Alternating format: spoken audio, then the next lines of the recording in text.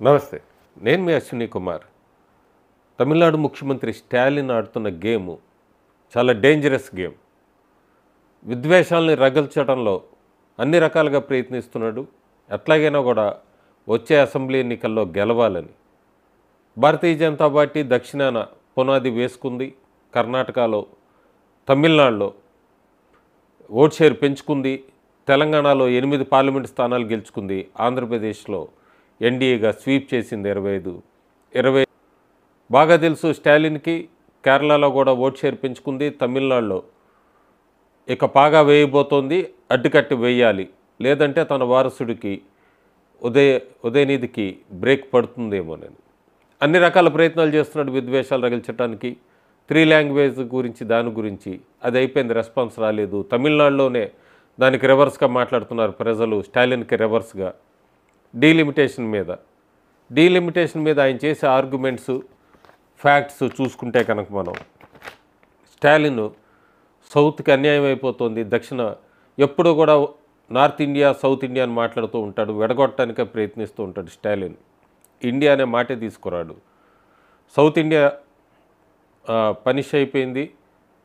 Fertility బాగా తక్కువ ఉంది కాబట్టి రేటు, అందుకే సౌత్ని శిక్షిస్తున్నారంటూ కూడా పూర్తిగా ఒక కొత్త రకమైన వాదన తీసుకొని వచ్చాడు డీలిమిటేషన్కి సంబంధించి స్టాలిన్.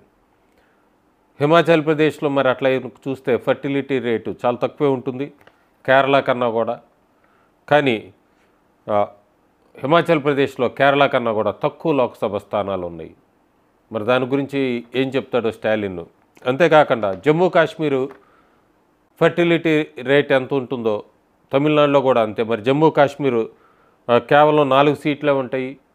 తమిళనాడుకి 39 సీట్లు ఉన్నాయి లోక్సభ. దాని గురించి ఏం సమాధానం చెప్తాడు స్టాలిన్.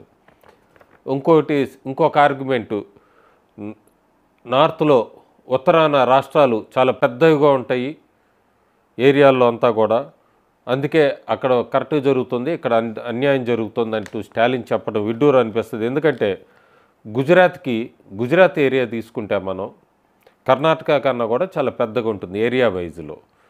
కానీ కర్ణాటక కన్నా తక్కువ లోక్సభ స్థానాలు ఉంటాయి. దాని గురించి మాట్లాడు స్టాలిన్. రాజస్థాన్ ఆంధ్రప్రదేశ్ కన్నా కూడా డబల్ సైజు ఉంటుంది. కానీ డబల్ సైజు ఉంది కదా అని అక్కడ లోక్సభ సీట్లు డబల్గా ఏమి లేవు. ఇవన్నీ కూడా కవర్ చేసుకుంటూ వస్తూ ఉంటాడు. ఆయన బాగా గుర్తుపెట్టుకోవాల్సింది, పాపులేషన్ జనాభా మీద ఉంటుందే తప్ప లోక్సభ స్థానాలు నార్తా, సౌతా ఇట్లా ఈ డివిజన్ మీద ఏమి ఎక్కడ కూడా లోక్సభ స్థానాలు ఉండవన్నది గుర్తుపెట్టుకోవాలి. ఇంత స్టాలిన్ మాట్లాడతాడు, నార్త్ సౌత్ అని మాట్లాడుతూ ఉంటాడు. అసలు సౌత్లో ఉన్న రాష్ట్రాలు చూసుకుంటే కనుక మనం మరి తెలంగాణలో 17 ఎంపీ స్థానాలే ఉన్నాయి, తమిళనాడులో 39 ఉన్నాయి, దాని గురించి మాట్లాడు. అట్లాగే ఆంధ్రప్రదేశ్లో 25 ఉన్నాయి, తమిళనాడులో 39 స్థానాలు ఉన్నాయి, దాని గురించి మాట్లాడు. కర్ణాటకలో 28 ఎంపీ స్థానాలే ఉన్నాయి, తమిళనాడులో 39 ఉన్నాయి, దాని గురించి అతడు స్టాలిన్. అంతేకాకుండా కేరళలో 20 స్థానాలు ఉన్నాయి, తమిళనాడులో 39 స్థానాలు ఉన్నాయి, దాని గురించి మాట్లాడు. ఇవన్నీ వెడగొట్టడానికి స్టాలిన్ డిఫరెన్స్ తీసుకురావటమే కానీ ఎక్కడా కూడా పసలేని వాదన, ప్రజల్లో విద్వేషాలు రగిల్చాలి.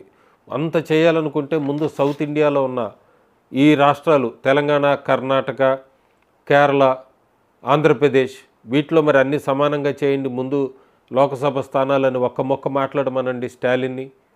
తమిళనాడు 39 స్థానాలు ఎందుకున్నాయి, తెలంగాణ 17 ఎందుకుంది, ఆంధ్రప్రదేశ్ 25 ఎందుకుంది, కేరళ 20 ఎందుకుంది, కర్ణాటక 28 ఎందుకుంది అని సూటిగా ఒక ప్రశ్న వేస్తే స్టాలిన్ దగ్గర సమాధానం లేదు. కేవలం విద్వేషాలు రెచ్చగొట్టడమే తప్ప స్టాలిన్ లేదా డిఎంకే పార్టీ తమిళనాడులో పూర్తిగా ప్రజల విశ్వాసం కోల్పోయింది. అందుకోసం ఇవన్నీ తీసుకొని వస్తున్నాడు. ఇంకా ముందు ఇంకా ఎలాంటి విద్వేషాలు రగులుస్తాడో జనాల మధ్య, ప్రజల మధ్య అనేది అయితే చూడాలి మనం. తమిళ ప్రజలైతే జాగ్రత్తగా దీన్ని గమనించాలి. Thank you.